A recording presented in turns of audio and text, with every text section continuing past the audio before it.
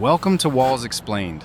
Today we're tackling a full-scale bathroom ceiling restoration after a major leak from the floor above trashed the original drywall.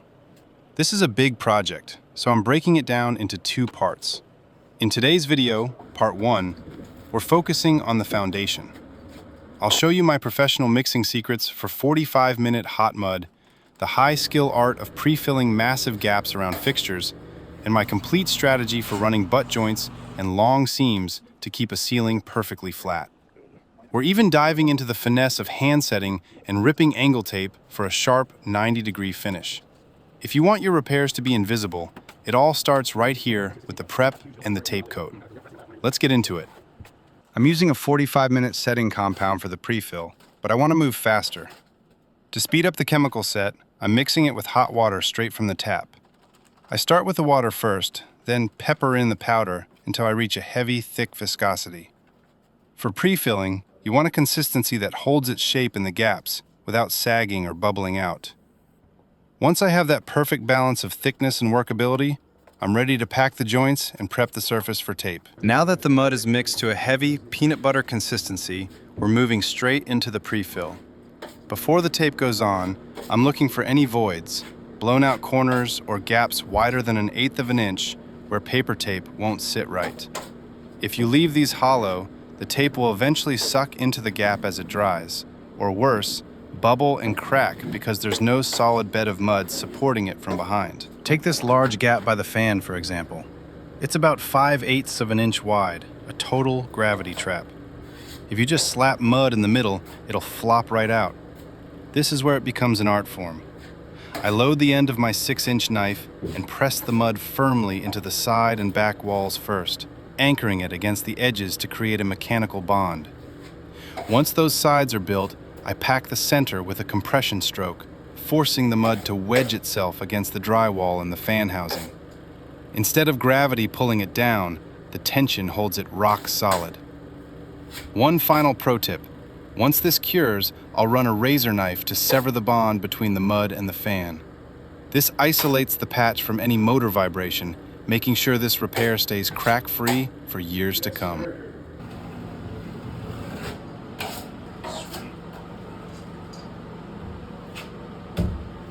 During the prep, I found some old paper tape left over from the demolition.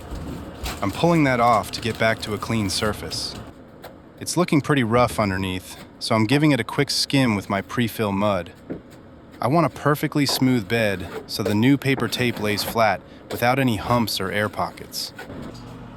With the pre-fill set, I'm switching over to all-purpose joint compound for the tape coat. Since this is almost an entire ceiling restoration, I'm using paper tape to give these joints the maximum tensile strength possible. I start with the butt joints first. In this layout, I have 2 main joints, plus a third incidental one. I'm starting by taping my butt joints first to keep the ceiling as flat as possible. In this layout, I'm managing 4 joints running in the same direction. My 2 main butt joints, the patch from the inspection hole, and the incidental joint where I fractured the board trying to hoist it past that pony wall. Getting those ends reinforced now allows me to run my long, flat seams right over the top later, capping the intersections for a much cleaner finish.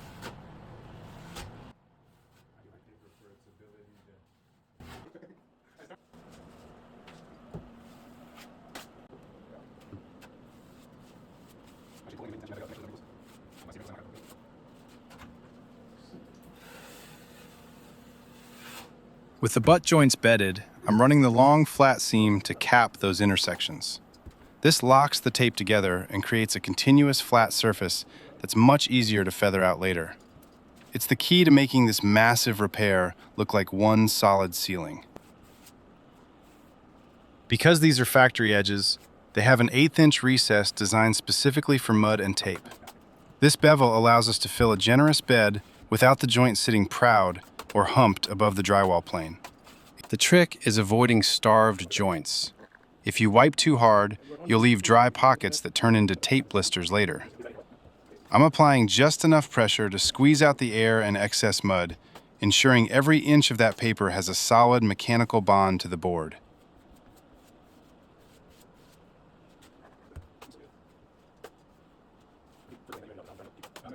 Sometimes the job site doesn't give you a perfect scenario. Above this door casing, I don't have the clearance to run a traditional 90-degree angle tape without pulling the trim. When the client or the budget doesn't allow for that extra demolition, flat taping the gap to the ceiling is a solid last resort. It's a compromise, but it's far better than leaving a raw gap without any reinforcement. By taping the ceiling edge closed, we're still providing a finished structural benefit and sealing the assembly. For the rest of the room where we have the room to work, we'll be taping the angles on both sides as usual. Angle taping is where the real finesse comes in. I'm using my 6-inch joint knife, loading up just half the blade to keep the mud controlled.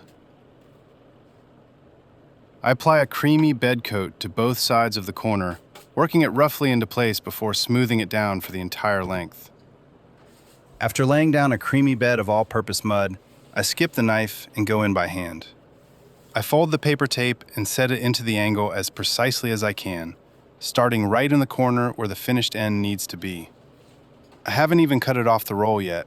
I'm using my fingers to press the tape into the mud, ensuring it's perfectly centered and seated before I ever bring a tool to it. To cut the tape, I pull the roll out past my end point and use the corner of my joint knife as a guide.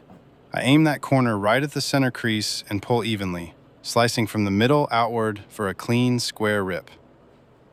If the tape shifted at all during the cut, I'll lay my knife horizontally against the wall to gently slide it back into the corner.